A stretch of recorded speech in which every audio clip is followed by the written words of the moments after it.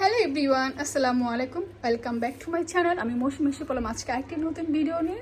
আমার ভিডিওটা খুবই হয়তো আপনারা বলবেন যে এটা কোনো ভিডিও করার কিছু হলো। হ্যাঁ, আমি করছি কারণ আমার ভালো লাগে আপনাদের সাথে অনেক কিছু শেয়ার করতে।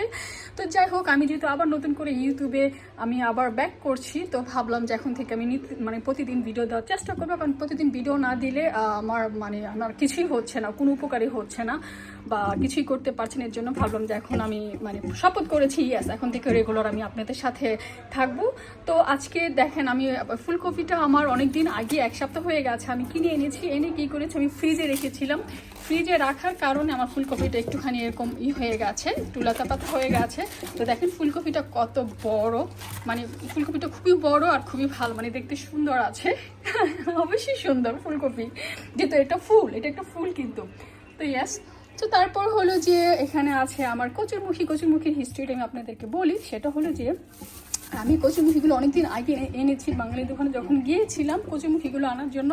তো আমি দেখেছি যে কচুরমুখী এখান থেকে অল্প অল্প করে এই জট বের হয়েছে, মুখ বের হয়েছে। তো আমি কি করলাম, বেশি করে আনলাম, কারণ যেহেতু এখন গরম এসে পড়ছে, গরম সামার আসতেছে। তো আমি কি করব, এখান থেকে কেটে বাকি অংশটা আমি তরকারি রান্না করব, আর এই উপর অংশটা আমি কি করবো, মাটিতে লাগিয়ে দেবো। মাটিতে লাগালে আমার দুটো উপকার, আমার দিকটা খাওয়া হলো আর বাকিটা আমার গাছ হয়ে গেল।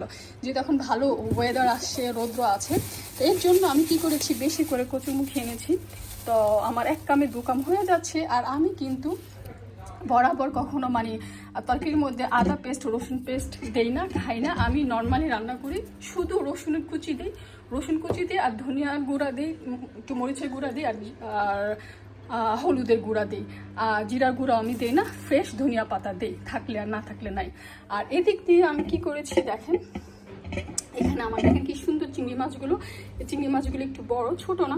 সো এই চিংড়ি মাছগুলো রেখেছি আমি আজকে এই ফুলকপি দিয়ে আর এই চিংড়ি মাছ দিয়ে রান্না করবো। বলেন তো কেমন হবে যদি এই ফুলকপি দিয়ে আর এই চিংড়ি মাছ দিয়ে, ছোটো চিংড়ি দিয়ে রান্না করি। এটা কিন্তু দেশ থেকে, বাংলাদেশ থেকে আসছে।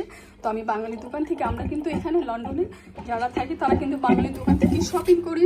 সাথে আছে বড় চিংড়ি রেখেছি, পানিতে ভিজিয়েছি। বড় চিংড়ি দিয়ে আমি আর লাল আলু দিয়ে, শক্ত লাল আলু আছে সেটা দিয়ে রান্না করব। একসাথেই সব ভিজিয়ে ফেলেছি আমি সব কিছু। সাথে আছে ইলিশ মাছও ভিজিয়েছি, ইলিশ মাছ দিয়ে। আর দেখেন ইলিশ মাছের কিন্তু ডিমও আছে।